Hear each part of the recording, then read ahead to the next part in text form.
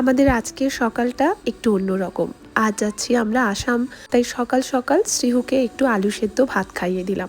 যতই সাথে খাওয়ার ক্যারি করি না কেন, ঠিক করে কিন্তু খাওয়া দাওয়াটা হয় না। আর দুপুরের জন্য ওর জন্য একটু রুটি আলু ভাজা, সাথে লিকুইড খাবারও নিয়েছি, যেটা খেতে চাইবে ওটাই দেব। এখন বাজে ঘড়িতে 8টা, আর আমরা বেরিয়ে পড়েছি এয়ারপোর্ট যাওয়ার জন্য। আমাদের ফ্লাইট ছিল দুপুর 2:10-এর, তবে দিনটা ছিল সোমবার আর আগের 2 দিন ছুটি ছিল, তাই জ্যাম হতে পারে এটা ভেবেই হাতে সময় নিয়ে বেরিয়েছিলাম। আমরা যাচ্ছি আসাম, কারণ মায়ের 1 মাসের শ্রাদ্ধ কাজ রয়েছে। সাথে ওই দিনেই বাবা আর মায়ের অস্থি বিসর্জন দেওয়া হবে।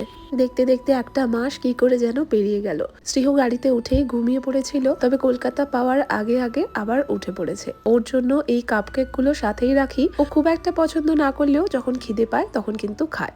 আমরা এখন পৌঁছে গেছি এয়ারপোর্ট। 5-6 দিনের জন্য আমাদের গাড়িটা এখানেই থাকবে। আমার আগের ভিডিওতে যারা আমার দ্রুত আরোগ্য কামনা করেছো তাদেরকে থ্যাংক ইউ।